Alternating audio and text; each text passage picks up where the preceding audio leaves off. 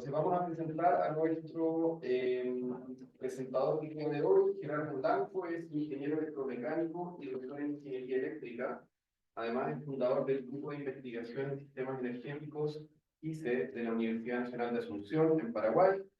Fue miembro del Consejo de Administración de Itaipú Binacional entre los años 2019 y 2023.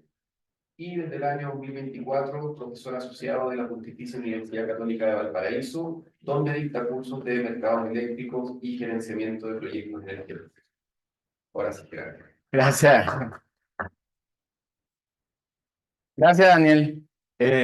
Nuevamente, muchas gracias por la invitación.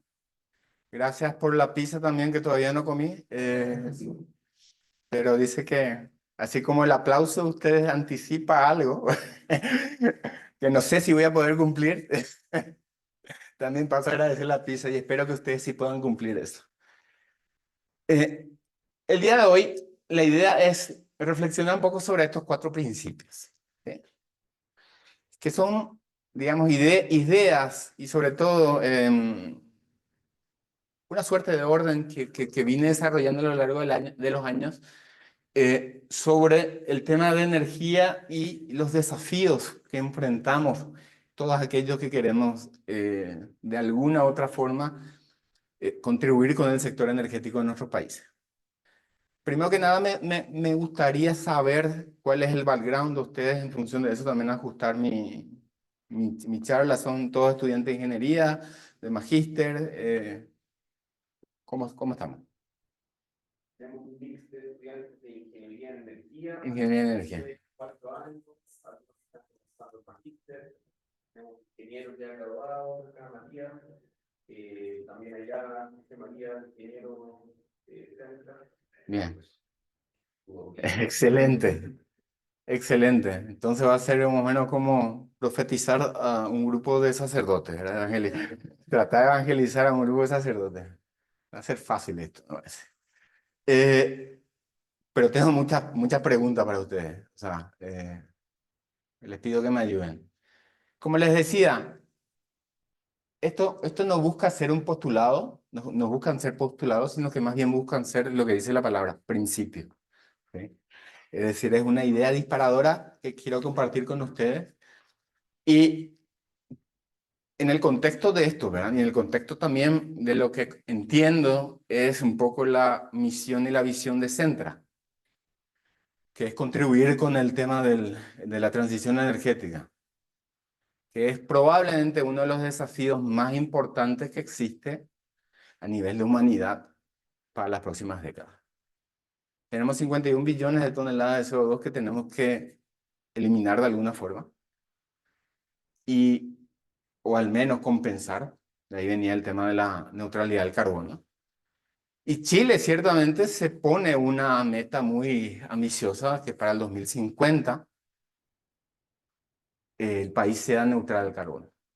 Ese fue uno de los motivos por los cuales, digamos, me alentó a venirme a Chile, porque creo, ¿sí?, que desde la academia, más allá que ya voy por la 5ª iteración, ¿sí? Y no crean que vengo con la idea de traerle mala suerte a ustedes para una 6ª iteración y así sucesivamente. Pero creo que aquí existe tanto la voluntad política, que viene por una avenida, la capacidad técnica, en términos de recursos humanos, en términos de también de academia, y por otro lado, también una claridad sobre el problema. Y también antecedentes, ¿sí? Porque la historia nos dice mucho también de quiénes somos.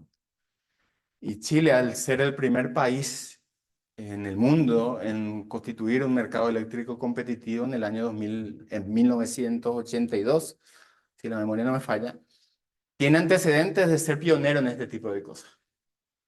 Y es un tema que está instalado a nivel global. Acá vemos algo que nos dice Obama, ¿sí? Para transformar verdaderamente nuestra economía y proteger nuestra seguridad, salvar nuestro planeta clásico americano, necesitamos en última instancia hacer de la energía limpia y renovable el tipo rentable de energía.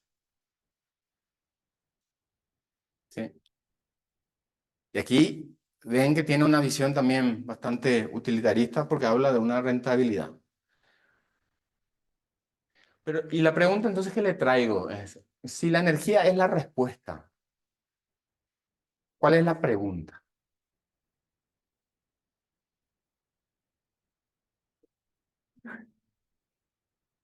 ¿Cuál es la pregunta que responde la energía?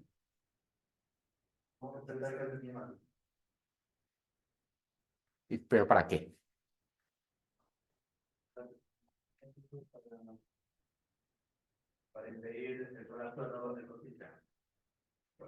¿Y para qué queremos impedir el colapso de los ecosistemas?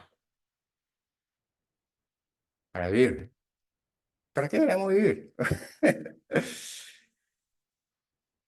O sea, yo creo que hoy por hoy tenemos que preguntarnos más para qué. Dicen que un buen ejercicio es por lo menos 5 veces preguntar para qué. Para llegar a la raíz última de la cuestión. Y esto, en realidad, inclusive se hace menos entendible porque la energía no puede perderse ni crearse. La energía está ahí. Quizás eso nos da una pista, ¿sí? Esta es la primera ley de la termodinámica, en su primera parte, que la energía no puede crearse ni destruirse. Y esta charla, no sé si le comentó Daniel, pero viene con una publicidad en el medio. Yo tengo un emprendimiento, ahora estoy vendiendo fotos de Andrés Bello.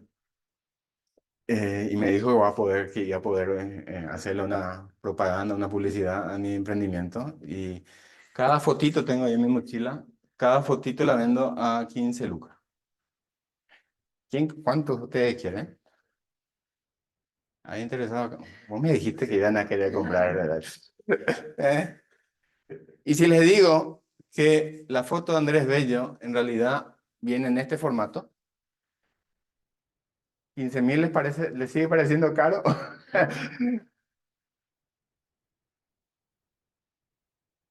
¿Qué cambió de esta foto a esta foto?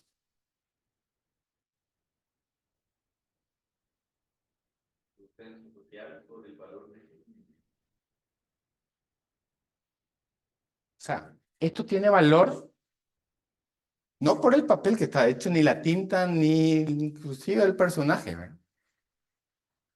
Sino que eso tiene valor porque a través de eso llegamos a otras cosas. Bueno, y lo mismo sucede con la energía. Les pido que me interrumpan en cualquier momento, ¿no? Perdieron la oportunidad de ganar 5 lucas. Y entonces ahí viene el primer principio, el principio político, que la energía, que nos dice que la energía quiere valor cuando la transformamos en una necesidad satisfecha. Es decir, como ese papel, como esa foto de Andrés Bello, no tiene valor en sí, sino que tiene valor para satisfacer alguna otra necesidad. En el caso del billete de 20.000, bueno, ahora vísperas de las fiestas patrias, muchas necesidades podríamos satisfacer, al menos parcialmente con eso. Entonces, y con la energía es lo mismo. A nadie le sirve 1 kilo de kilovatios hora, o a nadie le sirve gigavatios hora o joule o kilocalorías, a no ser que la transformemos en alguna necesidad satisfecha. La energía la pisa, ¿sí? Son kilocalorías, es energía. Y la estamos transformando en una necesidad satisfecha. A mí no me interesa la electricidad, a mí me interesa la luz, a mí me interesa el movimiento, a mí me interesa el confort térmico. Y si se dan cuenta, la energía probablemente es el bien que más extensamente se transa en el planeta Tierra y en el universo. ¿Cuántos de ustedes tienen experiencias comercializando energía?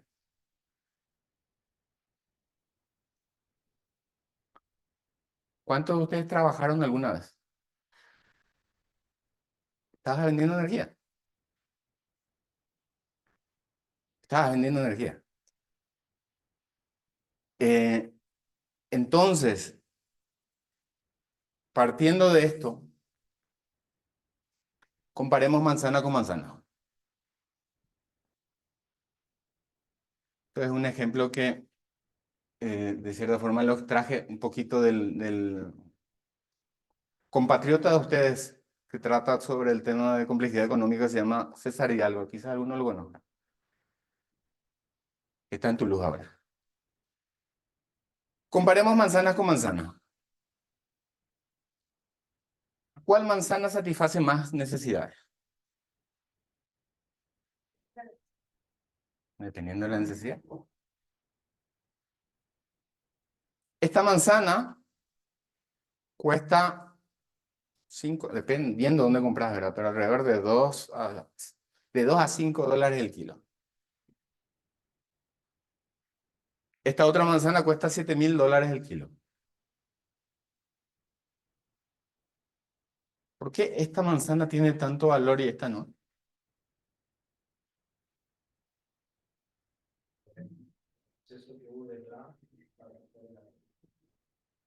Por el proceso que hubo detrás para fabricarlo. El costo de ese proceso. El costo. Porque puede satisfacer muchas necesidades. ¿A alguien se le ocurre algo más?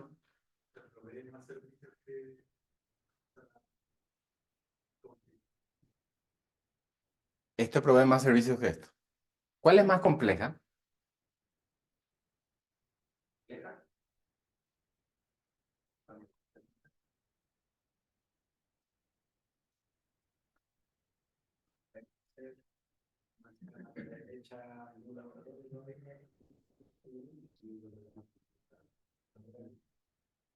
La orgánica nace a partir de un proceso de cómputo ejecutado en una central capturadora de carbón fotovoltaica, que le llamamos árbol. Y tiene un algoritmo biológico que tiene una capacidad de cálculo que le permite absorber CO2 de la atmósfera, partir el CO2 a partir de energía solar, quedarse con el carbón para crecer y fabricar manzana y liberar el oxígeno. O sea, ciertamente esto yo creo que es mucho más complejo que esto, ¿verdad? Si no, pregúntenle a Eva.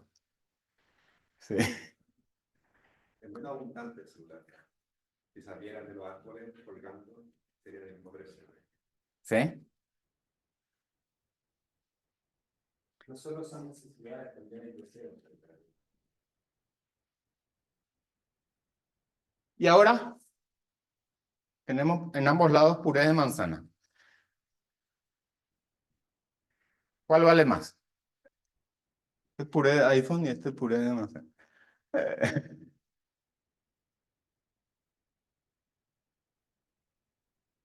Los átomos son los mismos, ¿eh?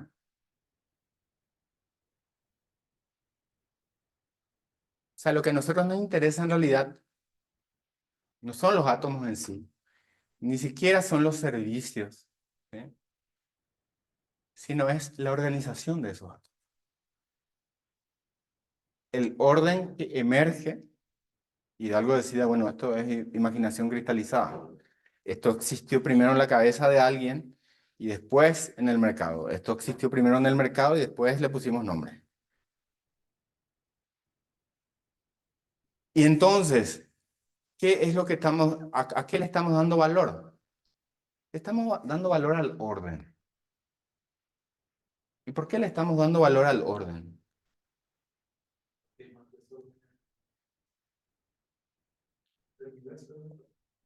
El universo es desorden. ¿Sí? La segunda ley de termodinámica, me voy a adelantar un poquito. Acá está, completamos la primera. la energía no puede crearse ni destruirse, solo transformarse. Entonces, nosotros lo que estamos transformando es energía en esto, en orden. ¿Eh? Entonces, sigamos ese rastro. Nosotros lo que queremos entonces, y a lo que le damos mucho valor, es a la capacidad de transformar energía en un orden y en un orden que no existía previamente. Y donde nosotros nos sentimos parte de la creación de ese orden.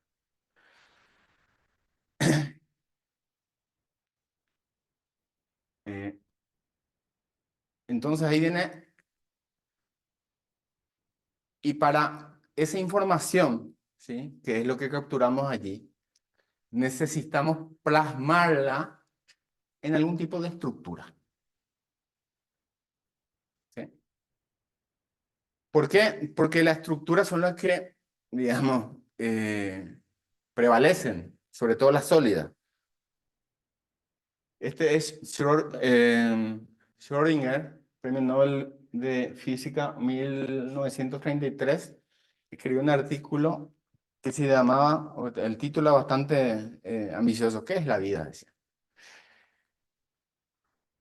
Y analizaba cómo se conforma la vida y cómo a partir del ADN y dónde en el ADN se guarda la información que permite que después se replique. Había, lastimosamente falleció un filósofo compatriota de ustedes también, se llamaba Humberto Maturana, no sé si alguno lo conoce, que hablaba de la autopoiesis, la creación de vida a partir de vida. ¿Sí? Y este señor, que también es uno de mis referentes, Jorge Luis Borges, él escribió una vez un cuento que se llama El Evangelio Apócrifo y decía, nada está construido sobre piedra, todo está construido sobre arena, pero debemos construir como si la arena fuese piedra. ¿Qué les dice de esta frase a ustedes?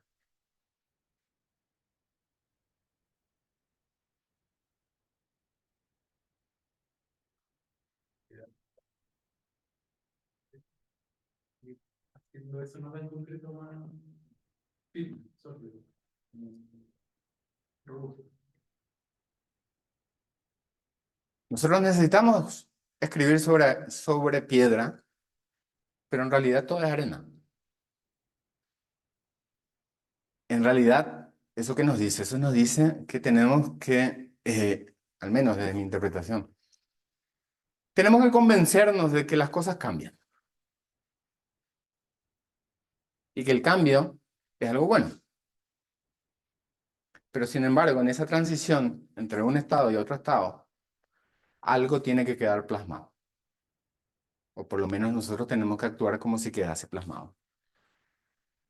Y ahí viene la segunda, no, ese ya dije, el segundo principio, ¿verdad? El principio de la transformación. Para aprovechar la energía necesaria, es necesaria entonces una estructura transformadora. ¿Sí?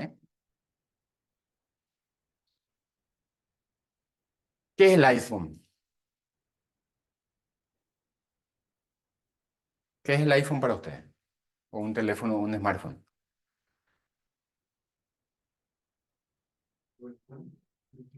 ¿Para qué usan? Para toda la historia y el futuro.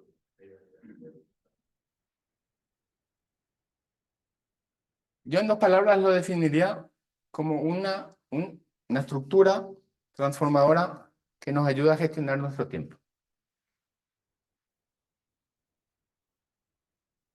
¿Por qué? Porque imagínense lo que era antes del iPhone. ¿Cuánto me hubiese tardado, cuánto tiempo hubiese tardado en que yo a mi familia que está en Paraguay le envíe un mensaje diciendo que estoy bien? O que yo haga más rápido un cálculo, o que yo capture una imagen ya sea pintando o dibujando. ¿Qué otro, eh, qué otro ejemplo se les ocurre? Sí, todo, ¿verdad? Yo no me tengo que ir mal al cine. Yo conocí a un muchacho electricista que era amigo mío y que me decía, desde que tuvo una moto, se expandió el tiempo para mí. ¿Por qué? Porque antes podía hacer un trabajo a lo sumo, dos, por los tiempos de traslado. Y con esa estructura transformadora, lo que pudo hacer es, bueno, tener más tiempo.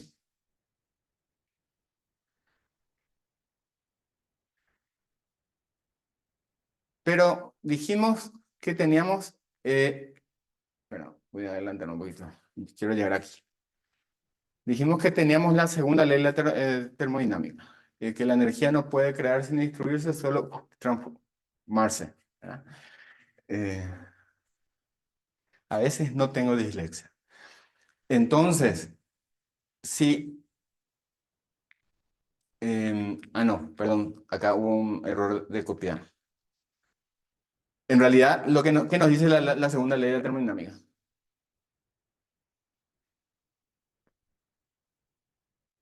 Que la entropía, ¿qué pasa con la entropía? Aumenta. ¿Qué era la entropía?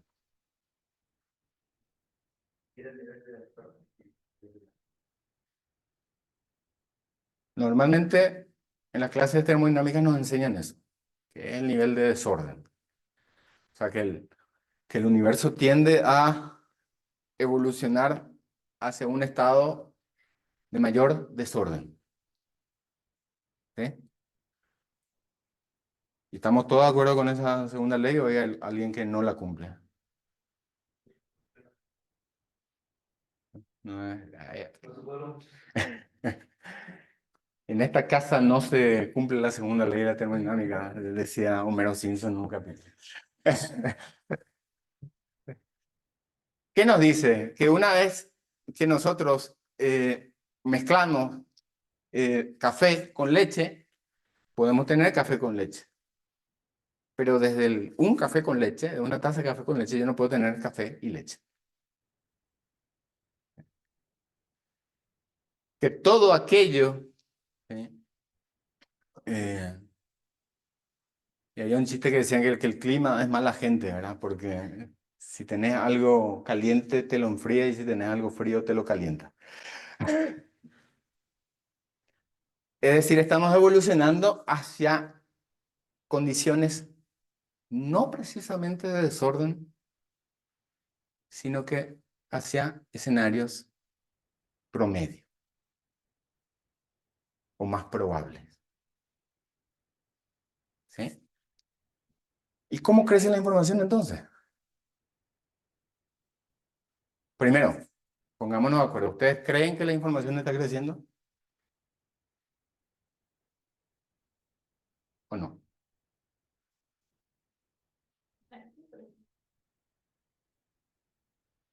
¿Y la información? Pero si volvemos, qué sé yo, 50 años atrás. ¿Hoy se saben más cosas que hace 50 años? O sea, Pero me está la misma información de hace 50 años, solo que teóricamente no sabía leer. lo que estaban eran los datos en todo caso.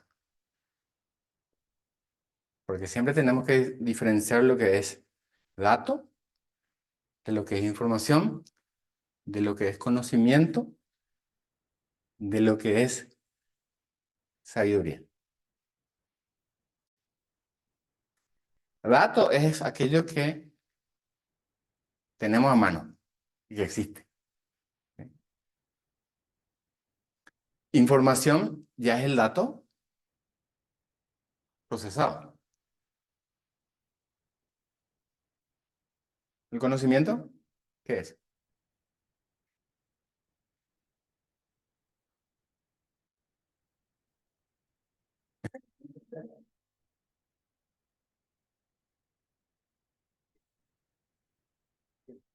que esa información perdura en el tiempo. Es decir, información validada y aplicada. Excelente. ¿Y sabiduría? Saber aplicarla. No solamente aplicarla, sino saber cuándo aplicarla. ¿Por qué crece la información? El libro de César Hidalgo justamente se llama El triunfo de la información, que les recomiendo. Uno de los padres de la teoría de la información es este señor, que se llama Shannon, ¿sí? Que formuló, digamos, matemáticamente el volumen mínimo de comunicación necesaria para especificar un mensaje de forma unívoca.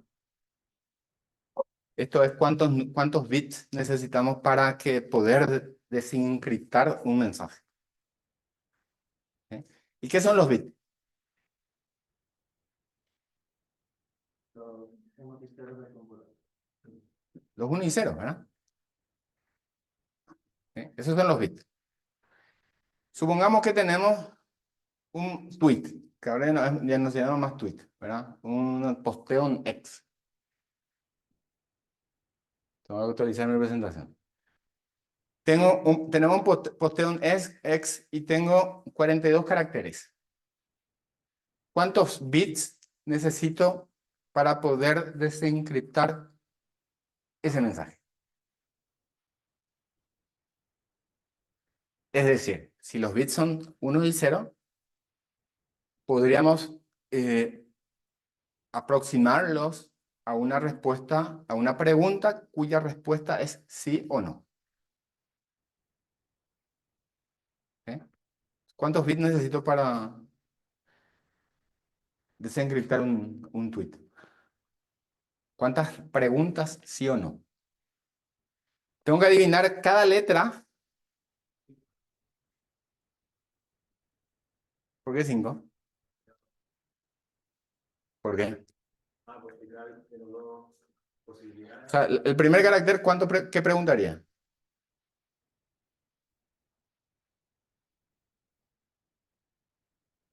Tengo 32 caracteres.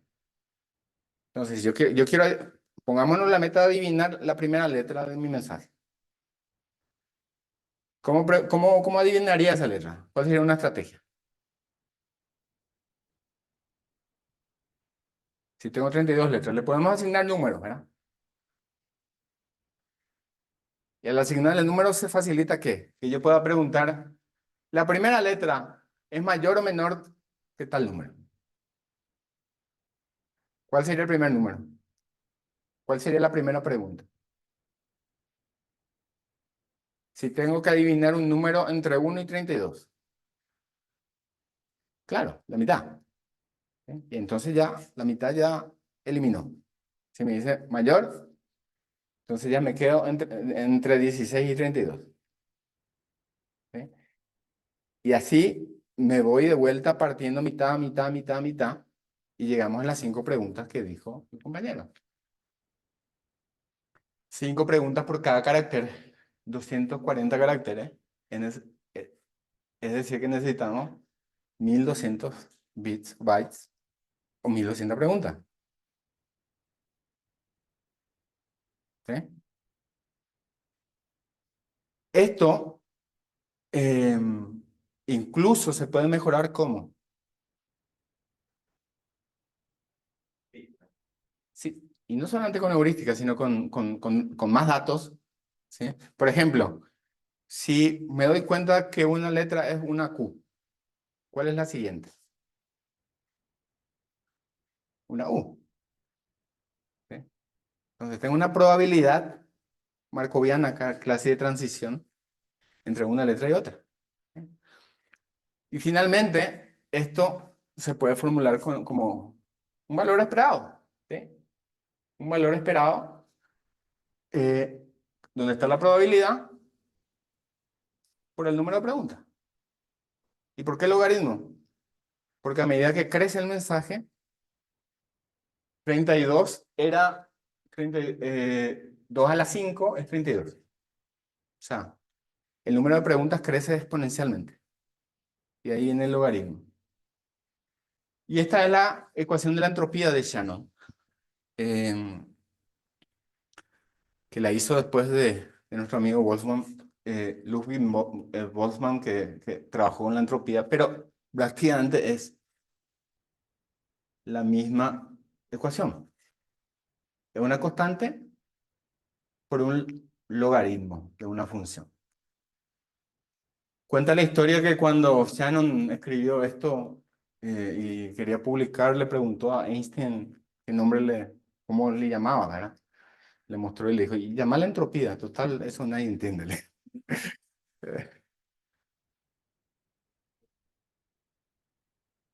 Shannon creo que la formuló en los años 50. La verdad que no tengo fresco el número. Pero existe el concepto de entropía. Sí, porque nuestro amigo, este señor que parece tan enojado, y con razón, él dijo, voy a dedicar mi vida a demostrar cómo se genera el orden en el mundo. ¿Y qué terminó demostrando? Que todo tiende hacia el desorden. Esta ecuación fue formulada en 1878. 1878. Es decir, estamos viviendo en un momento donde ni siquiera el tema de que la materia está formada con átomos estaba todavía no le convencía mucho a los muchachos eso. Entonces tuvo mucha resistencia. Y en realidad, para aprender sobre entropía, lo único que tenemos que saber es un poco de probabilidad. Porque la entropía, básicamente, lo que me mide es la probabilidad de ocurrencia de un determinado estado. Lo que demostró es que el calor nunca va de un cuerpo frío a un cuerpo caliente. Pero en realidad puede ir, pero la probabilidad es un 0,00000 hasta Google. Y hay otro 0. O sea, es muy baja la probabilidad. ¿Cómo ustedes le explicarían el concepto de entropía a alguien que no es ingeniero o no está estudiando ingeniería?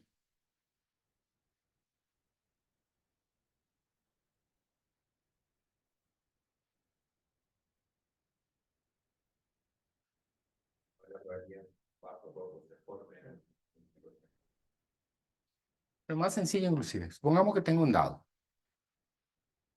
¿Cuál es la probabilidad de quitar un determinado número en el dado?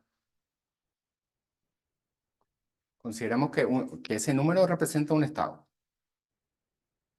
¿Cuál es la probabilidad de quitar 6? 1 de 6. ¿Cuál es la probabilidad de quitar 1? 1 de 6. Ahora tengo dos dados. ¿Cuál es la probabilidad de quitar 2?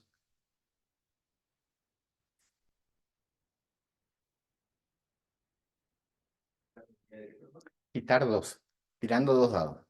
Que sumen 2. Que sumen 2.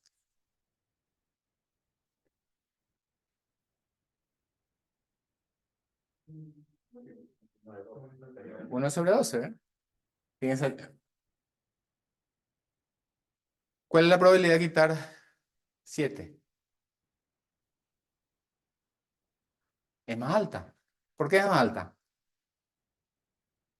Por las combinaciones. ¿Eh? Si yo tengo 100 dados y tiro los 100 dados, la probabilidad de quitar 100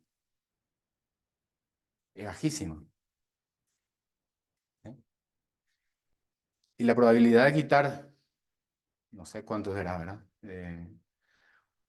El estado con mayor probabilidad va a ser aquel que tenga mayor número de combinaciones posibles para generar ese estado.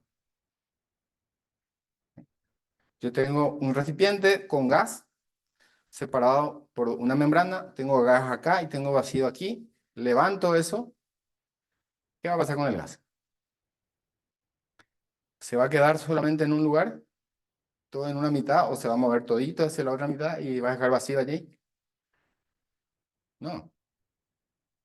Va a incrementar su entropía. ¿Por qué? Porque siempre va a fluir hacia el estado con mayor probabilidad.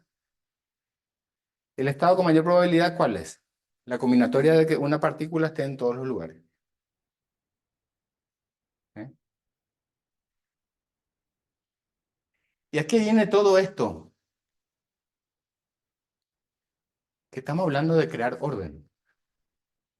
Y tenemos un universo que parece que se contrapone a nosotros creando desorden. No sé si se imaginaron, pero este tipo terminó suicidándose, colgándose de una viga. Eh, y finalmente tenía razón, ¿sí? Y estamos un escenario de menor entropía y por otro lado tenemos un escenario de mayor entropía. ¿Sí? Porque aquí solamente un estado es el que corresponde a todos los componentes del iPhone en su lugar preciso para que el iPhone funcione. En cambio, aquí tenemos un número muy grande de estados que pueden cumplir el rótulo, digamos, la etiqueta de ser un iPhone roto. Entonces, si caracterizamos los estados, el universo lo que tiende a ir es a hacer, por más que este decía que Dios nos va a los dados, irse hacia el escenario de mayor probabilidad.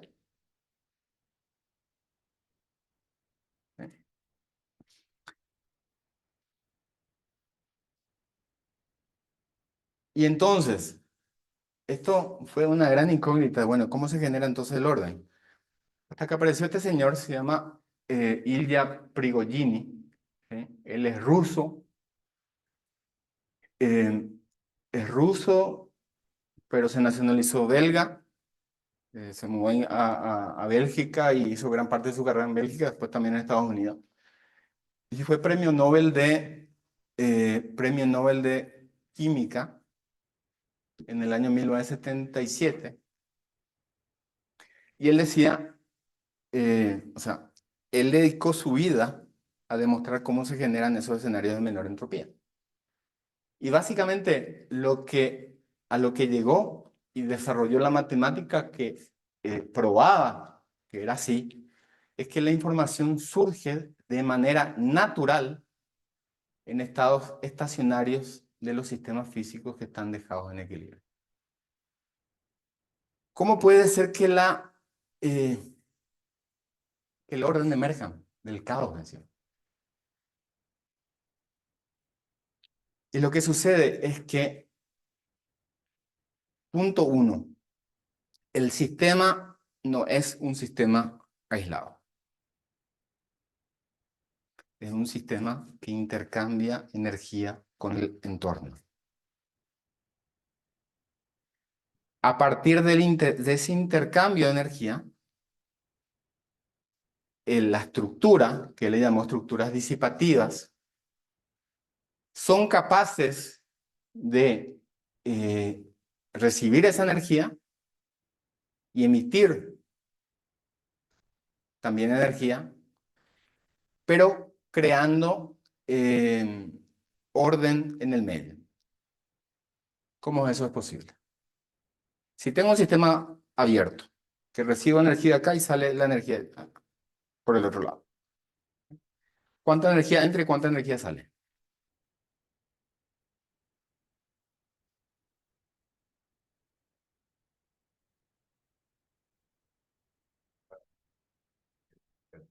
Sí. Pero en principio la suma, si entra y sale, tiene que ser la misma, ¿verdad? ¿Sí? Pero si la estructura tiene capacidad de disipar, es decir, recibe energía, utiliza parte de esa energía para trabajo útil y devuelve la misma cantidad de energía, pero con un nivel de entropía mayor.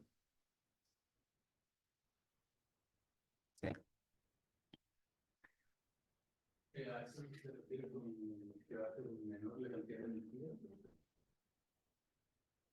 En realidad la sumatoria en conjunto de la energía es la misma siempre. Pero dentro de ese sistema, ¿sí? Al disipar energía, y al disipar energía yo estoy perdiendo calidad de esa energía. ¿Sí? Al perder calidad de esa energía, yo lo que estoy haciendo es entregando energía con una entropía mayor. ¿Sí? ¿Referirían como un valor? Sí. O sea, se incrementa la entropía, pero dentro del sistema que está, digamos, que no está aislado, él puede recibir, a ver, esta imagen creo que va a explicar mejor. Captura energía, la usa internamente, genera trabajo y disipa. ¿Sí? De la entropía inicial para aumentar la entropía del... Claro, ¿cuál es el chiste aquí? Que si no disipaba, no iba a estar cumpliendo la segunda ley de la termodinámica. Porque si sumamos la energía inicial, la entropía inicial y la entropía final, creció la entropía. ¿Sí? Debido a la disipación, por más que yo haya generado orden. ¿Sí? Y entonces eso hace de que yo pueda generar el orden y pueda seguir cumpliendo con la segunda ley de la termodinámica, que la entropía tiene que crecer. Pero lo que pasa es que Boltzmann dijo, bueno, la entropía siempre crece. ¿Por qué? Porque consideró el universo como un sistema cerrado. Es decir, la Tierra recibe fotones, recibe energía del Sol y emite energía, disipa energía del Sol. Y los fotones que disipa tienen un nivel de entropía 20 veces mayor a la que recibe. ¿Y cómo opera esto? Y esto opera a partir del caos. ¿Sí? Yo a un sistema abierto le suministro energía y lo que estaba con una entropía alta, que es el agua estancada, que no tengo ninguna información a partir del agua, a temperatura y presión atmosférica, ¿sí? Ni siquiera sé la temperatura del agua. Si yo le meto fuego, le meto energía, llega un momento donde se genera un sistema caótico. Llega un momento donde se genera un sistema caótico y ese sistema caótico hace eventualmente que en un momento se comience a generar información.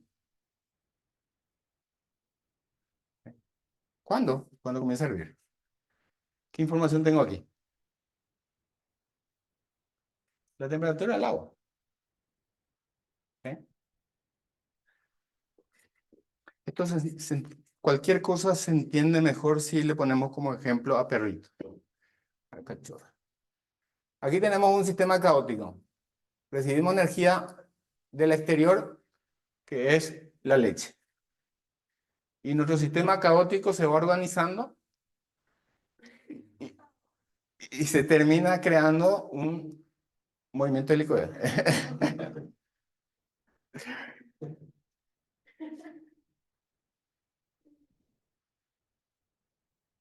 Esto lo saqué de una charla de TED. Si quieren, me lo he vuelto. ¿Por qué? Porque persiguen un orden natural y que surge a partir del caos, pero sobre todo a partir de una perturbación externa. Ahí vemos cómo se podría generar energía eléctrica y todo. ¿Y eso cómo sucede? Y sucede, o sea, ¿cómo aprovechamos eso en realidad? Y eso lo aprovechamos, ahí tenemos una computadora, tratando de consolidar ese conocimiento. Y el conocimiento dijimos que era información que conseguimos preservar. Y lo conseguimos preservar, como decía Schrödinger, a partir de sólidos o a partir de estructuras. Y Prigogine nos decía que esas estructuras tienen que ser disipativas y tienen que ser estables, pero lejos del equilibrio. ¿sí? ¿Cuál es la diferencia entre un sistema estable y un sistema en equilibrio?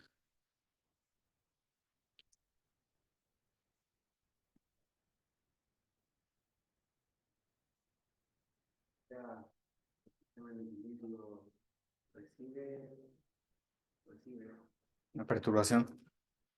espera, pero el nivel neto se mantiene un nivel constante, pero no empezaría a compararlo con un nivel que estaba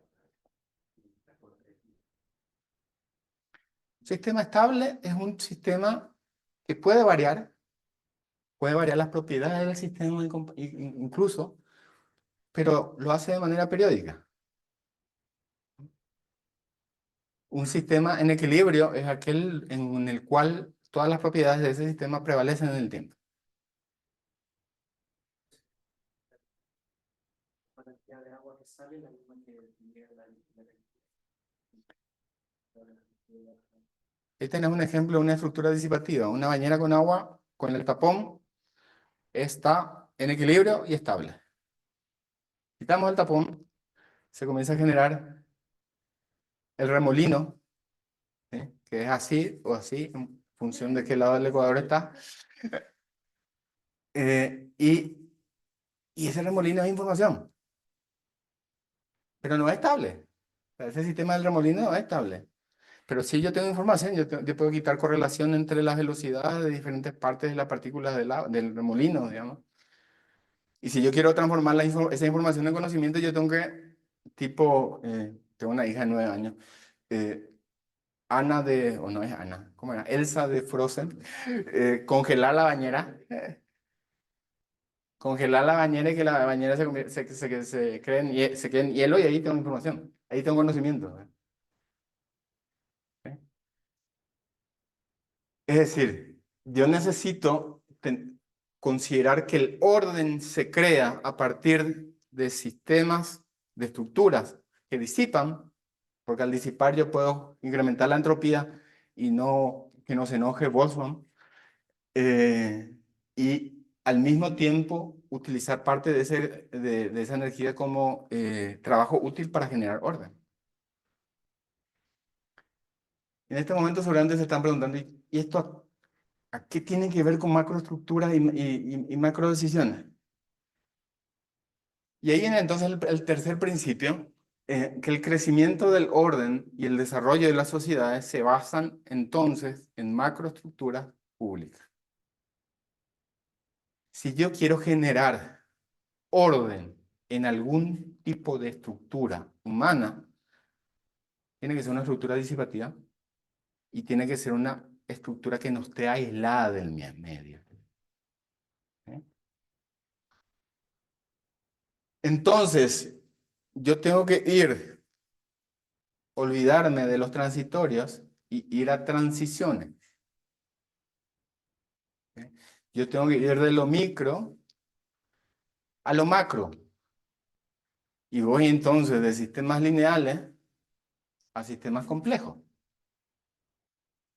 ¿Por qué? Porque es un sistema complejo. Finalmente, si surge a partir del caos. ¿Sí? ¿Alguien de ustedes maneja teoría del caos acá?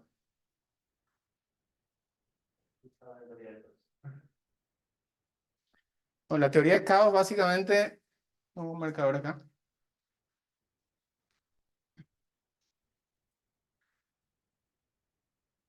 ¿Perdón?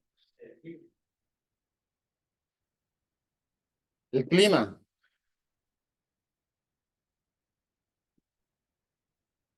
El clima, por ejemplo, ¿verdad? ¿Por qué el clima es un sistema caótico?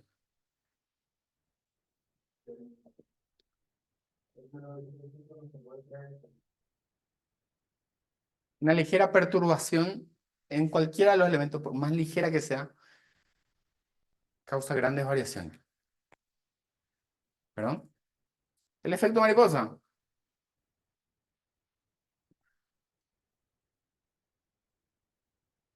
Una de las funciones más típicas de la teoría del caos era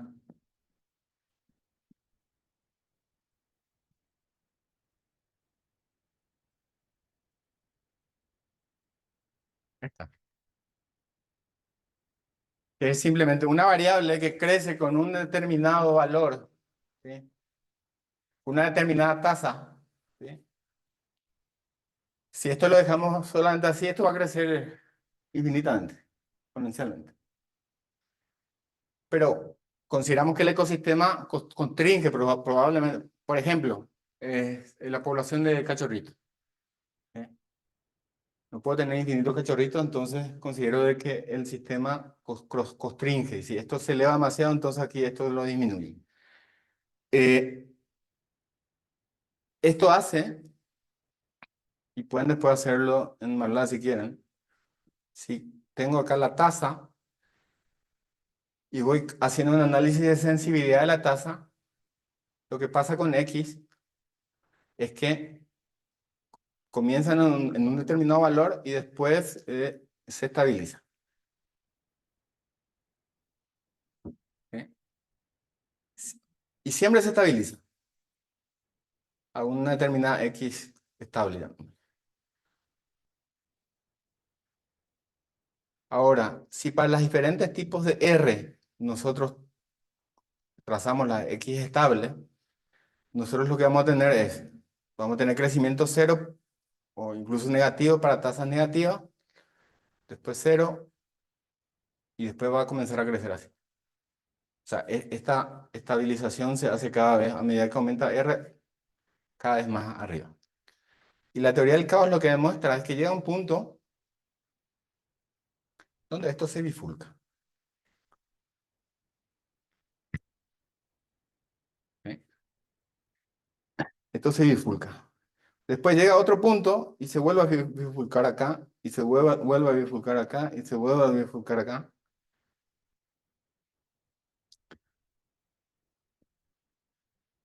Y se crea casi un fractal, ¿sí? Donde vos vas acercando y se va abriendo, abriendo, abriendo. Es por eso de que eventualmente el orden aparece a partir del caos. ¿Sí? Y eh, otro tema es que yo no puedo irme para atrás. Otra de las cosas de los aportes de Prigogine, que también le dio el premio Nobel, es que él definió, demostró la línea del tiempo, the arrow of time. Yo, teniendo todos los datos, toda la información disponible, yo no me puedo ir hacia atrás. ¿Por qué? Porque no sé en cuál es la divulgación de esto realmente. Entonces, con esto, estamos yendo también de un paradigma imperativo a un paradigma declarativo. ¿Sí? Yo no puedo escribir un código. Estas son las reglas, sino que tengo algo que puede llegar a pasar y lo que yo tengo que saber es declarar lo que quiero. Esto es algo que se está viendo mucho ahora con el tema de la inteligencia artificial. ¿Sí? ¿Por qué? Porque estamos migrando de decirle a la computadora, tienes que hacer esto, esto, es el paradigma imperativo. A decirle a la computadora, quiero esto, ve vos cómo hacer. ¿Sí? Y tenemos que transicionar de estados, entonces, porque ¿estado qué es, finalmente? El estado es una condición particular dada. Y lo que normalmente solemos hacer en las políticas públicas es decir, bueno, que quiero alcanzar ese estado, entonces me voy para atrás. Pero no me puedo ir para atrás. Entonces tengo que definir estructuras. Y las políticas de estado pasan a ser decisiones estructurales. Entonces, lo que yo vengo a proponerle es estas tres macroestructuras. La estructura institucional, la estructura social y la estructura natural. Y estas tres macroestructuras son macroestructuras disipativas. Es decir, se comunican unas con otras a través de estados de alta entropía. ¿Y cómo se comunican? A través de las macrodecisiones. Por ejemplo, la estructura institucional afecta a la social a través de decisiones políticas. La estructura social afecta a la estructura natural a partir de decisiones culturales. Y la estructura natural impacta en la estructura institucional a partir de decisiones ecológicas. Es decir, aquí la institución me está diciendo cómo yo tengo que comportarme, entonces en función de eso yo creo una ética, una cultura con la cual yo me relaciono con mi medio, y ese medio, en función también de esa relación, se encarga de comunicar también a la estructura institucional cómo están las cuestiones. Y estas yo le llamo las decisiones de despegue, porque si fijamos en el sentido de la mano izquierda, como en electricidad, ¿verdad? Campos, tenemos para arriba, sentido horario. Y por otro lado, tenemos las estructuras en el sentido contrario, ¿sí? Lo social afecta a lo institucional a partir de decisiones éticas. Lo institucional afecta a lo natural a partir de decisiones económicas. Y lo natural afecta a lo social a partir de decisiones factuales. Es decir, aquí, ¿la ética qué es? La ética es el comportamiento de una determinada sociedad. Y en función de ese comportamiento yo estoy definiendo mi estructura institucional. Esa estructura institucional, en función de esa ética, le asigna valor, le asigna reglas a la casa. La raíz de la palabra economía es oiko, que en griego significa casa. Y economía significaba la regla de las casas. Es decir, yo asigno valor a lo natural.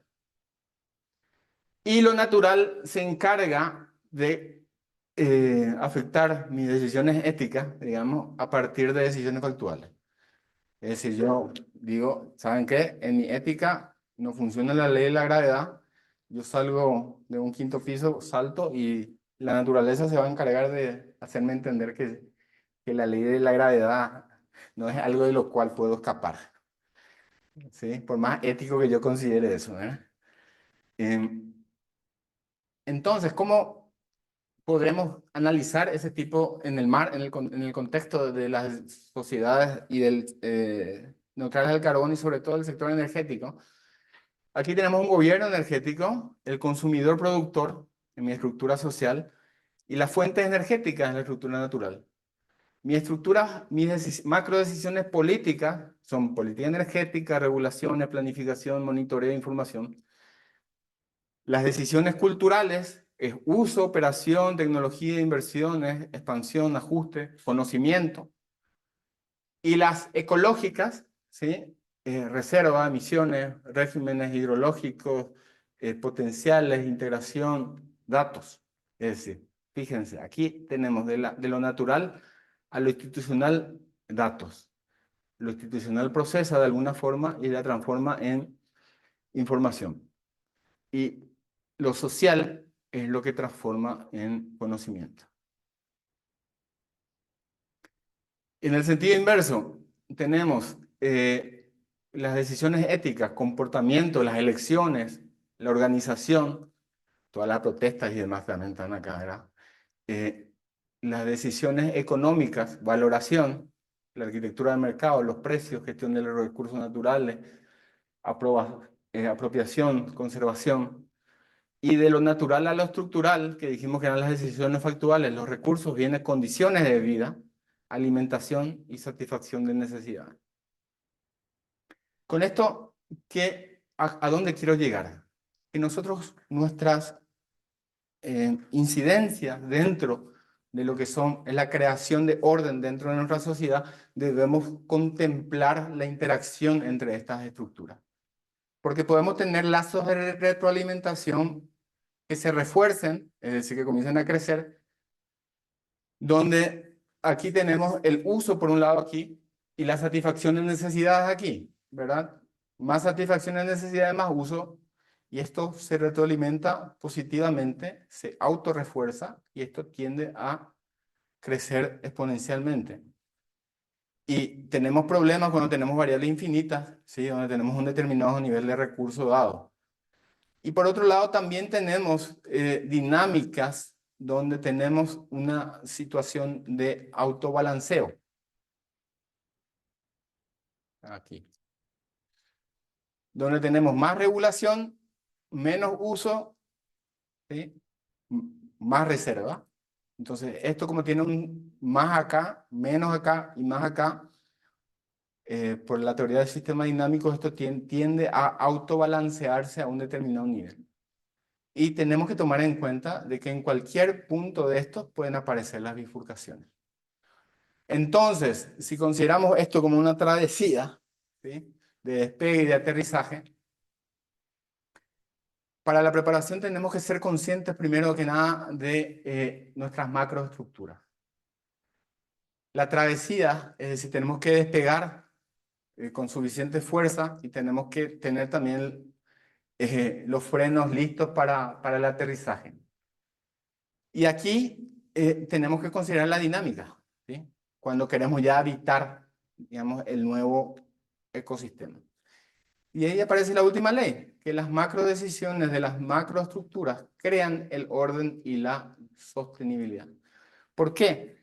Porque decidir, si lo analizamos en términos etimológicos inclusive, y eso se ve mejor en el inglés. ¿Cómo se dice en inglés cuando un hombre le mata a otro?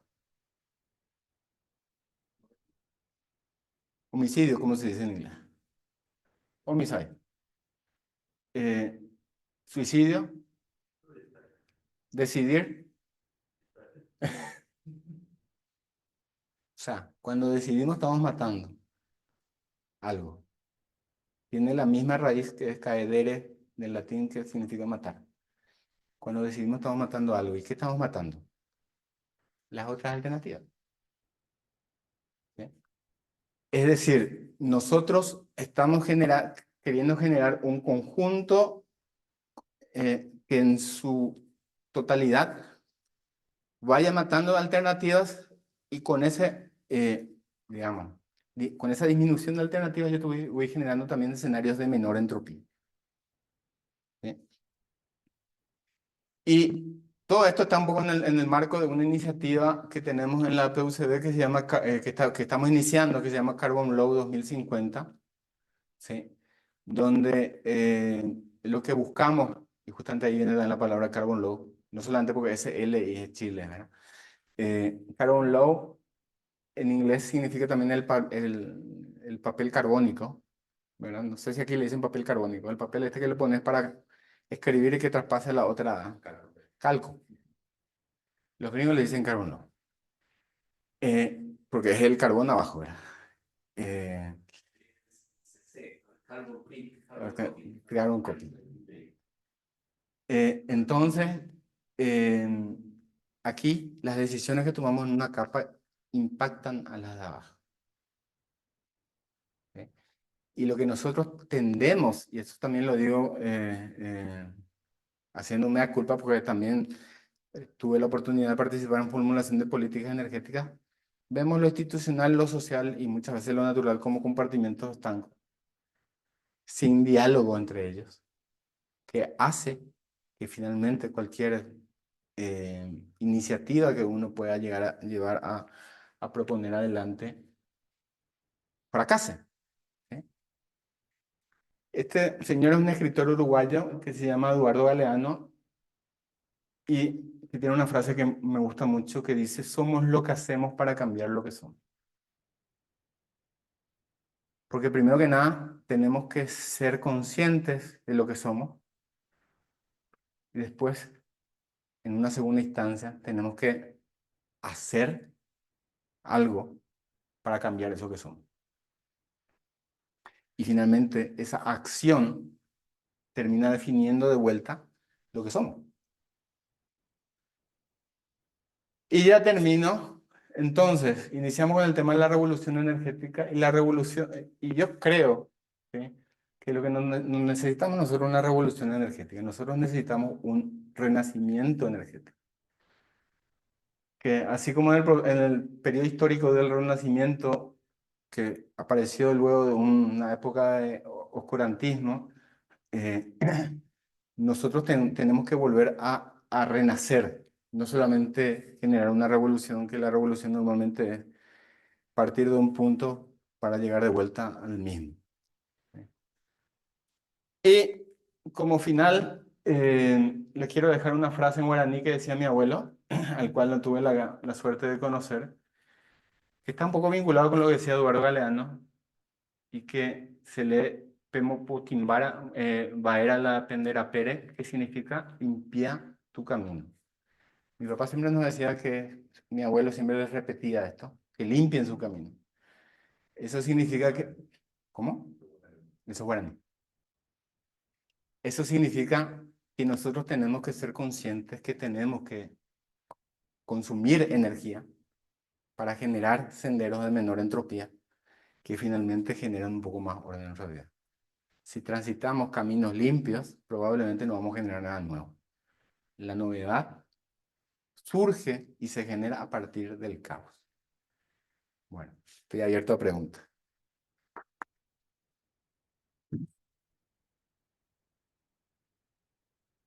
Todas las transiciones de los distintos paradigmas, como imperativo, ¿estás situándote como en el presente o es alguien que te da siempre físicamente? Yo creo que ambas cosas pueden dar. ¿Sí? Sobre todo, nos damos cuenta de que muchas veces confundimos transitorios con transiciones. ¿Sí? Y si nosotros queremos llegar a algo nuevo, nosotros necesitamos disparar o generar una transición, no un transitorio. Y para generar una transición, nosotros tenemos que partir de la base de que nosotros no tenemos un sistema lineal. Y ese sistema lineal siempre, obviamente, las leyes de la mecánica newtoniana se cumplen y muy bien en un determinado, bajo una determinada característica o contexto. Y no implica ello de que no exista otra dinámica, ¿sí?, en otras condiciones de contexto. Como es el caso de la teoría de la relatividad, ¿verdad? Y de vuelta, lo que decía Boltzmann, que la entropía siempre crece. Y lo que le terminó matando a él es que él veía que la entropía se disminuía. Que la naturaleza asumía escenarios con muy baja probabilidad, contrario a lo que enunciaba su postulado, su ley. Entonces yo creo que ahí no le quedó otra de que hacer con su cuerpo, que su cuerpo aumente la entropía, ¿verdad? Suicidándose.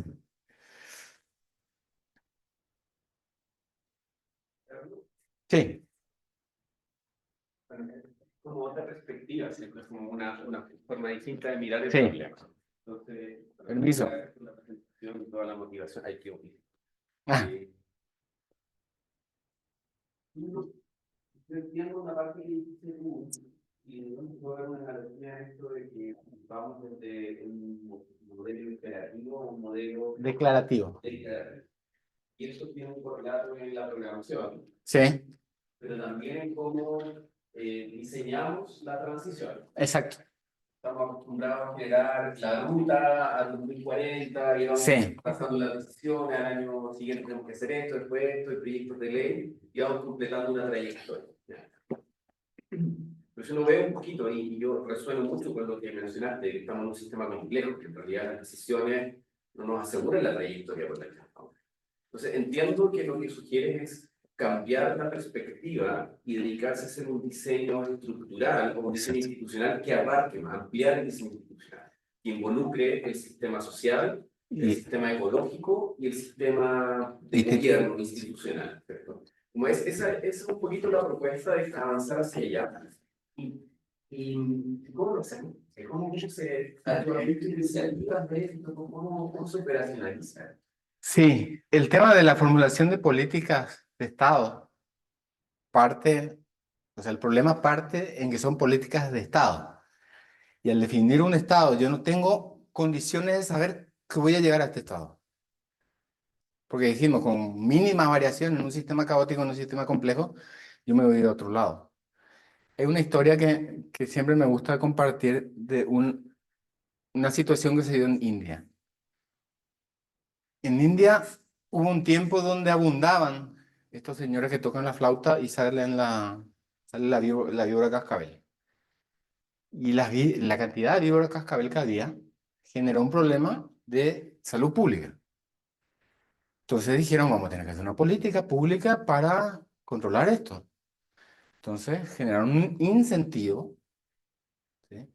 Generaron un incentivo que reconocía monetariamente un valor a cada persona que traía la cabeza de una víbora cascabel. Entonces, la gente comenzó a ver esos incentivos, digamos, como una oportunidad de creación de valor y comenzaron a criar víboras cascabeles. Tenemos un problema aquí en el sur, en Chile, tenemos, los castores se dieron cuenta de que cuando pagaban a la gente, una forma de controlarlo era haciendo pedidos de casa. Ujú. Cuando sabes que los castores en el sur de Chile generan como represas y más bosques, todo el problema. Y con esa iniciativa, lo que hacían al final era que la gente no cazaba a todos los castores, siempre dejaba vivos, para que para la siguiente temporada de caza siempre hubiesen castores. En este caso, en India eran más ambiciosos, me parece. Generaron granjas de cascabel y se generó una carrera para personas que eran hábiles cortando la cabeza. O sea, se generó una industria detrás. Sí, una línea de procesamiento, ¿verdad? Y ahí obviamente desfalcaron al Estado. ¿Sí? Entonces los estados, ¿qué hacemos? Y suspendamos la política, suspendamos el incentivo. Se suspendió el incentivo, toda esta gente quedó sin trabajo, no le podían pagar a los cortadores, entonces los dueños de granjas se quedaban con un montón de víboras cascabel ahí. ¿Y qué hacemos? Y bueno, y le soltamos, ¿verdad? Y le soltaron, y el estado final resultó ser el opuesto al estado buscado, ¿sí? A la condición objetivo, digamos. ¿Y por qué? Porque no se consideró, digamos, el feedback loop que puede existir en cualquier tipo de política pública.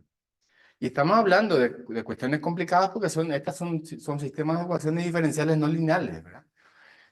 Que generan, digamos, una situación difícil de analizar, pero la implementación, yo creo que el primer paso es darnos cuenta de que tenemos que el modelo del paradigma imperativo no funciona.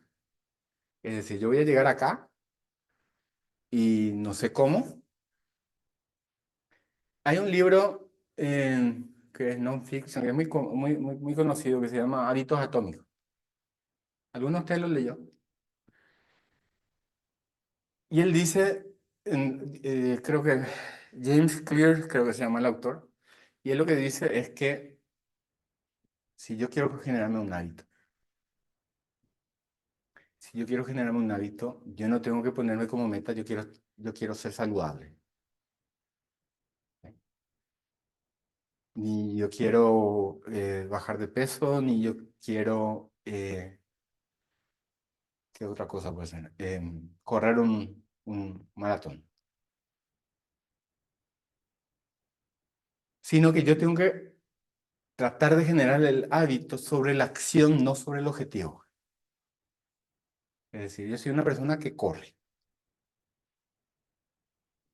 Sí. Porque también cabe la misma duda como de cómo llevar esto de pasar de estado a y quería llevar al Acuerdo de París, que básicamente ahí el Estado es claro, este target de 1,5 o 2 grados en función de los distintos impactos.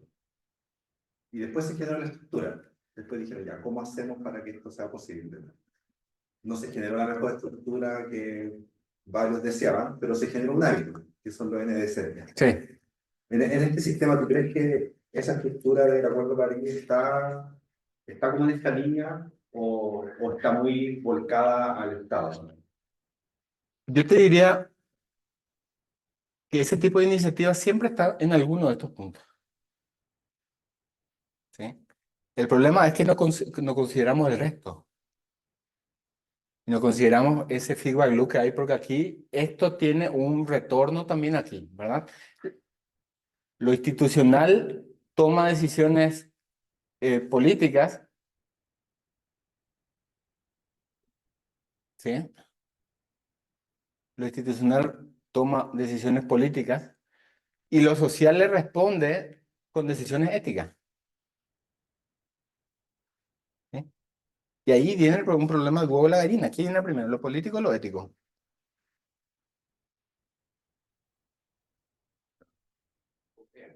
Sí.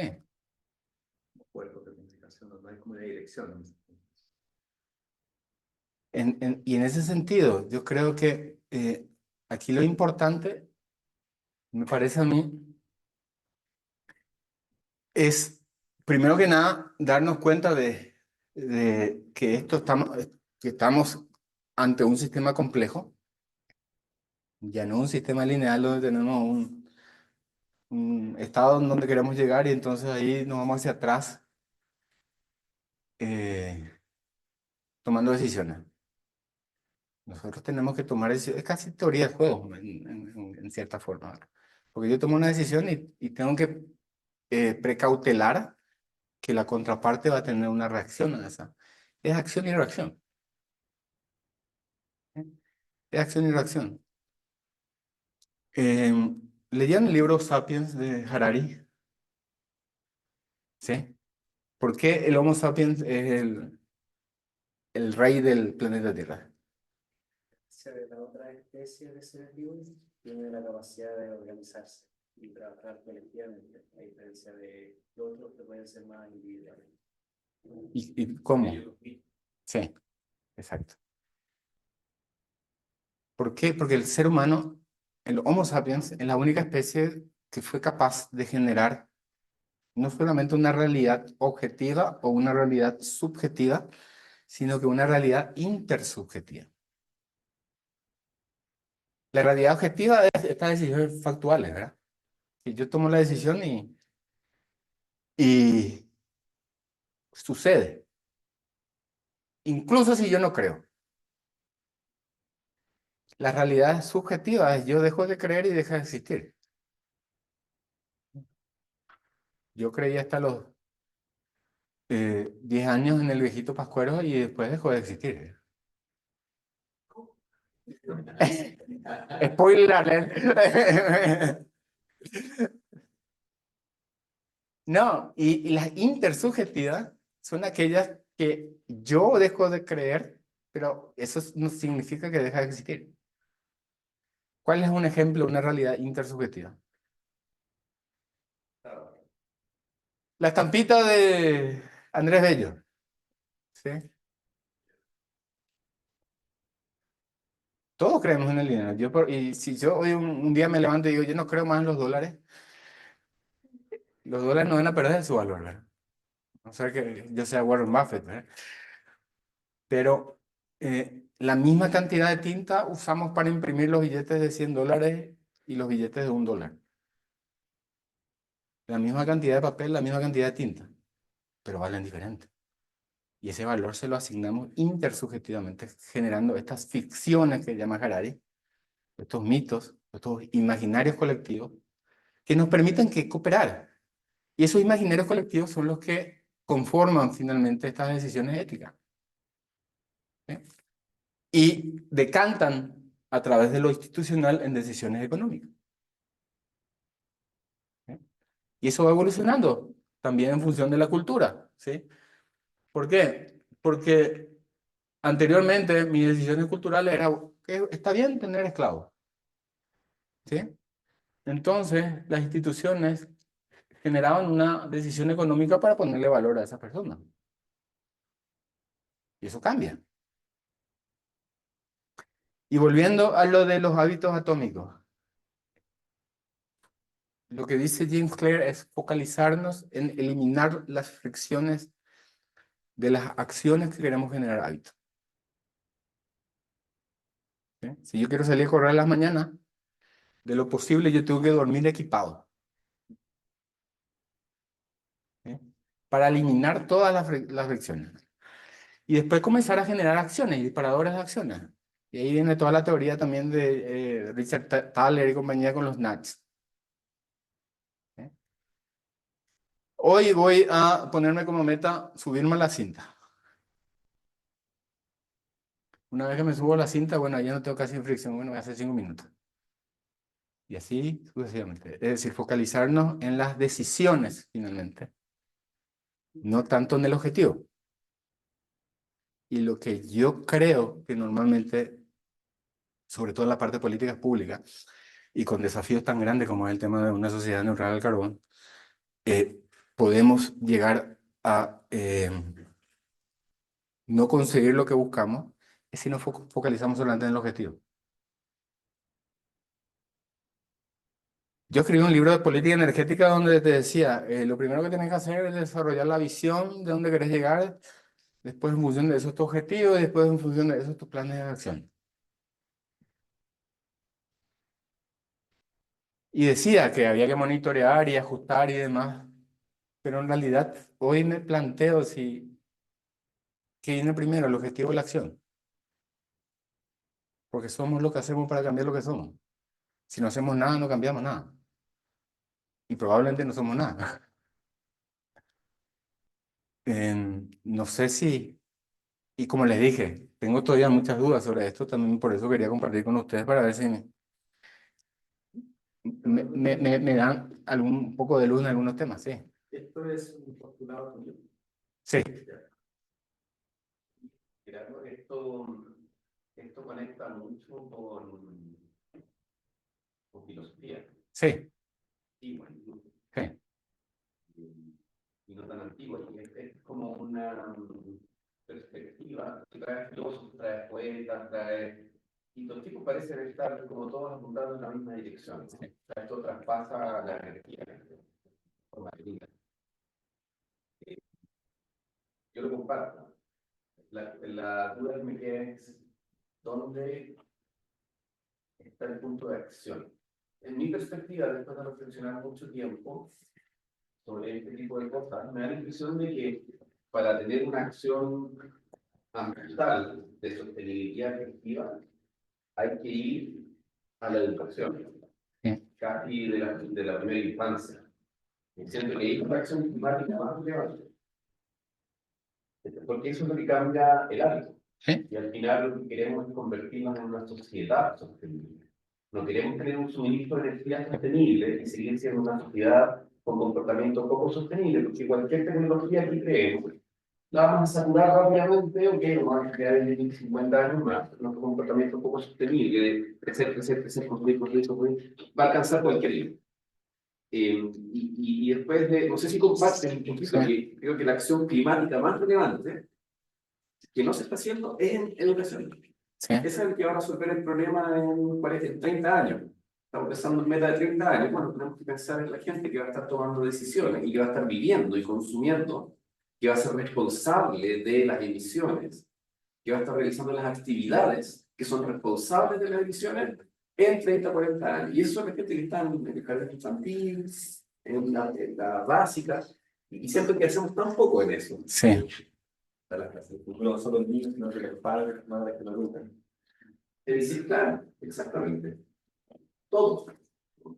Sí, no, comparto plenamente. Y me dispara una frase que no sé si la escucharon alguna vez, no sé quién lo dijo, que decía, a mí no me preocupa tanto qué país le voy a dejar a mis hijos, sino qué hijos le voy a dejar a mi país. Porque muchas veces nos enfocamos en tratar de desarrollar ese imaginario colectivo que trate de gobernar nuestras decisiones éticas, nuestro comportamiento finalmente, en función de un imaginario común, digamos, un imaginario final de una cuestión que carece absolutamente de acción, porque el país no sufre, ¿sí? Los habitantes del país son los que sufren. Entonces, en lugar de, como decís vos, Daniel, y comparto, de enfocarnos en aquellos que pueden ser agentes de cambio. Y de vuelta, eso que decís está viene muy de la mano con esto, ¿verdad? El gobierno, el Estado o las instituciones lo que deberían hacer es recolectar los datos. Estamos hablando mucho de políticas de Estado, políticas públicas basadas en datos. ¿Sí? Con esto, desarrollar estas políticas energéticas, esta regulación, pero sobre todo también información y sobre todo educación. ¿Sí? Y esta educación decanta en conocimiento por un lado, pero principalmente en comportamientos, ¿verdad? ¿Sí? En uso, en operación, en explotación. Y de vuelta, y de vuelta en ética, ¿verdad? Aquí, ¿verdad? Comportamiento. Y, y por eso, esto me parece que es algo, aquí está justamente, datos, información, conocimiento. Aquí esto está bien que sea exponencial. ¿Sí? Hay otros casos en los cuales tenemos problemas si es exponencial porque tenemos un stock finito. Pero en el tema de educación, en el tema de información está bien que sea exponencial. Y es decir, hay situaciones de autobalance que nos conviene que exista, o sea, nos conviene como para poner un cierto límite y ser conscientes de que a esto le va a balancear aquello, ¿sí? Pero por otro lado, cuando tenemos las variables infinitas, tenemos que tratar de evitar el self-balancing y tratar de disparar un self-reinforcing, ¿sí? Un comentario. Este, este triángulo que muestra que Sí, da para mucha discusión, pero sí. se ven como soluciones donde hay que convencer a mucha gente. Como macroestructura suena como a que todos tenemos que estar como bajo el mismo paraguas. Y como que la humanidad no funciona así, porque es como que es bastante dispar entre todo. Lo que va a poner en contraposición como a las micro decisiones. ¿Cómo conversa todo el mundo? ¿Cómo uno genera macroestructuras que también se hagan cargo como de las propias aspiraciones del individuo y de los países? Hay países, es decir, ya lo vemos ahora, hay países que, con razón, es decir, siempre estaba en una clase un profe que trataba de explicarnos por qué es de las cosas. Entonces cuando decía, oye, cuando China se opone a no cumplir con los OMC, es porque tiene otra escala de valores y están con otro objetivo, digamos. Es otra ética. ¿Cómo meter cómo meter a toda la humanidad al final en una misma estructura ética? O si lo estoy leyendo mal. Sí, es otra ética. Y ahí hay que ser un poco marxista, ¿verdad? Pero no de Karl Marx, sino que de Groucho Marx. No sé si conocen a Groucho Marx. Es un comediante de los años 20, más o menos. Que él decía, estos son mis principios y si no te gusta, tengo otros, ¿verdad? Eh, pero sobre todo decía, ¿por qué yo tengo que hacer algo por las futuras generaciones? ¿Qué hicieron ellos por mí? Y allí tampoco el tema de la cooperación, que es un problema brutal. Y el problema de los bienes públicos. ¿Sí? El último paper que publiqué, justamente abordamos el tema del problema de bienes públicos con el tema de castigo y disciplina.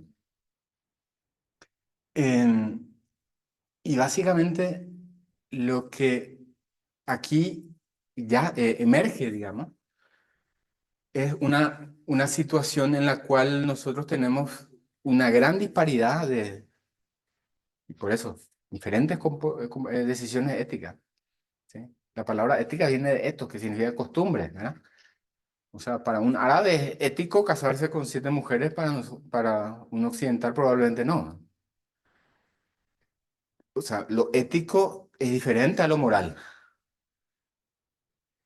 Y ponernos de acuerdo, yo creo que simplemente esbozando buenas voluntades no alcanza.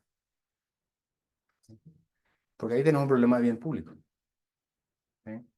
Garrett Hardin, 1968, la tragedia de los comunes. Si existe un bien común, un bien público, donde todos tenemos que cuidar de él, la decisión, la estrategia dominante, desde el punto de vista de teoría de juego, es que los otros cuiden, que los otros cooperen, y yo me aprovecho de eso. El problema del free rider, que puede ser analizado también del punto de vista contrario, ¿sí? ¿Por qué? Porque los chinos pueden decir, hasta con razón si querés, el mundo desarrollado quemó todo, incendió todo, y ahora que yo me estoy desarrollando me dicen, no sabe que vamos a cuidar. Entonces, eso también es ético, o sea, eso también está bien. Y el otro problema es que lo que tendemos mucho a confundir decisiones éticas con decisiones estéticas. ¿Sí? La ética es aquello que te define esto está bien y esto está mal.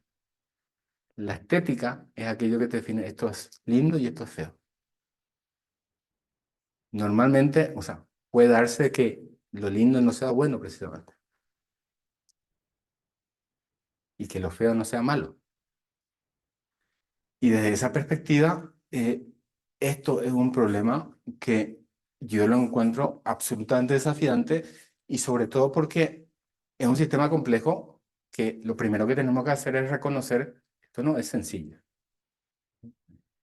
Porque aquí se da casi el mismo fenómeno que se da en el problema de los tres cuerpos. Cuando tenemos hasta dos cuerpos, podemos formular y todo funciona. Metemos uno más, se va al mazo todo. ¿Eh? Y aquí tenemos tres estructuras, tres macroestructuras. Y vos me podrás decir, lo natural de cierta forma engloba a lo social, y lo social de cierta forma engloba a lo institucional. Y yo te puedo decir sí, pero en todo caso tenemos un esquema tipo cebolla, de capas. Y otra cosa no menor, que sobre todo la sufrimos nosotros los hispanohablantes, es que tenemos una sola palabra para política. Porque los gringos tienen politics y tienen policy. Nosotros tenemos política, ¿no? Y en la mayoría de nuestros países, cuando uno habla de algo político o una política, inclusive cuando es policy, la gente o la estructura social tiende a asumir que es algo de politics. No sé cómo estamos con la hora. Yo puedo seguir hablando, pero...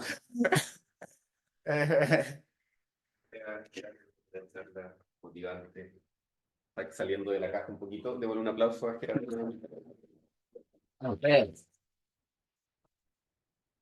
Podemos tomar una foto de la audiencia con Gerardo. Acá. ¿Quieres poner la portada, Gerardo? Sí.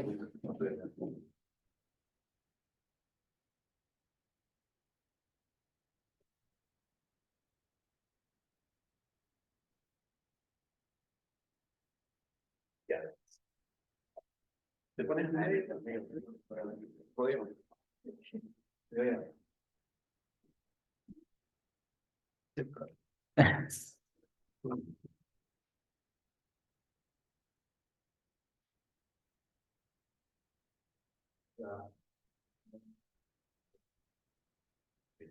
Digan pizza. Gracias. Excelente. Dejamos Puede ser. ¿Qué? No, esto... Sí, yo vivo en el sur, ya no sé, el tema de la leña, por ejemplo. Sí. Yo ocupo leña. Claro. Soy bajo el centro de transición energética. Sí. Y precisamente voy a hacer clase en el colegio de mi hijo, voy a charlas sobre energía y transición energética. Ujú. Pero ahí tengo como la duda cómo afrontar, cómo, digamos, llevar este mensaje si a mí mismo me cuesta pueden hacer tipo... Sí, y ahí es donde yo creo de que, bueno, de vuelta, por eso la primera ley es que la energía adquiere valor cuando la transformamos en una necesidad satisfecha. O sea, yo tengo que ser consciente de cuáles son mis necesidades. Igualmente. Y en función de esas necesidades, evidentemente yo le tengo que conformar cierta ética, ¿verdad? ¿Por qué? Porque si vos me decís, está bien robar para darle comer a tu hijo que está muriéndose de hambre. De vuelta, ahí depende de vuelta de tu ética. Sí. Y ahí tenés diferentes vertientes, tenés la kantiana, que es el imperativo categórico, que si algo está mal y está mal.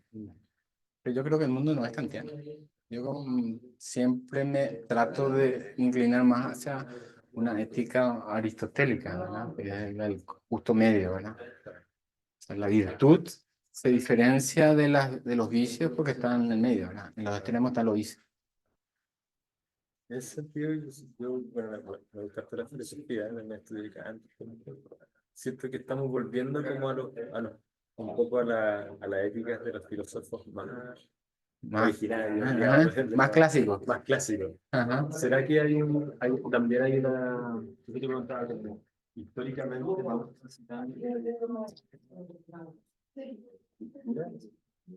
volvemos a una estructura... El problema de las revoluciones. Claro, Volvemos a tiro. Y estamos iterando y les amigos nunca. El concepto útil, y lo sabemos que es el concepto de emergencia. Que no como algo malo. Es como el acto de emerger.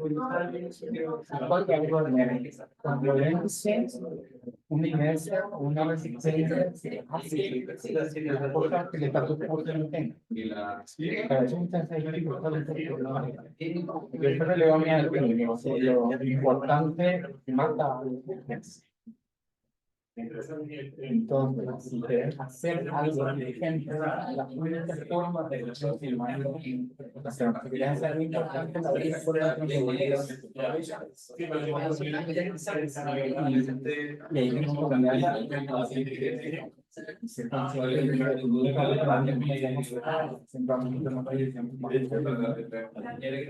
y obviamente que no sé. O sea, por ejemplo, en el caso de un científico habla de contaminación atmosférica, sería como llevando a día de hoy, donde mira cómo está el cielo, y no como persona, en 2050 el cielo tiene que estar mejor. Como hoy se maneja esta tecnología más que claro, esa misma también, porque uno piensa igual de las dos cosas, ¿cierto? Pero a la vez está haciendo esa necesidad de horizonte de tiempo hace que el problema sea más complejo. Porque vos tenés que compatibilizar decisiones económicas que en el corto plazo, decisiones de desarrollo, que es algo más en el mediano plazo, y decisiones ambientales que le falta hoy para cenar esta noche. No va a poder. Y nosotros hicimos un estudio en Paraguay sobre el tema de pobreza energética. Y una de las cosas muy interesantes que encontramos que la gente utilizaba mucho la lengua, incluso cuando la electricidad la tarifa social clásica de la gente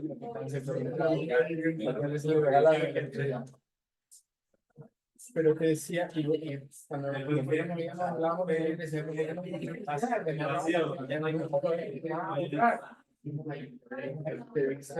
No, pasa para la leña, para el carbón, hoy, para pagar la electricidad,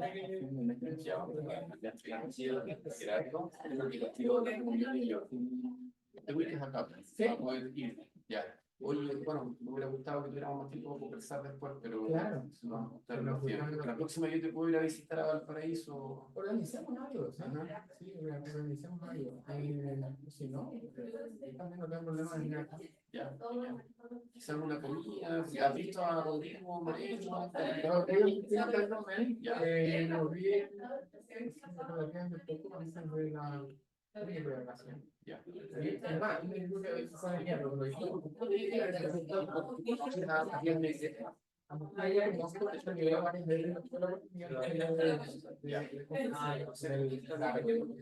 Ya. Voy a tratar de organizar una comida para que los conozca, de aceptar del sistema de energía. Ya. Y o sea, de la iniciativa, yo creo que hay más espacio para que colaboremos y pensar en esos puntos porque en Trabajal, por ejemplo, carbonización ¿Con alguna iniciativa ustedes? yo estoy tratando pero bueno, por ejemplo, nosotros estamos recién llegados y recién abriendo, digamos, la línea, la pulse. Pero sí, como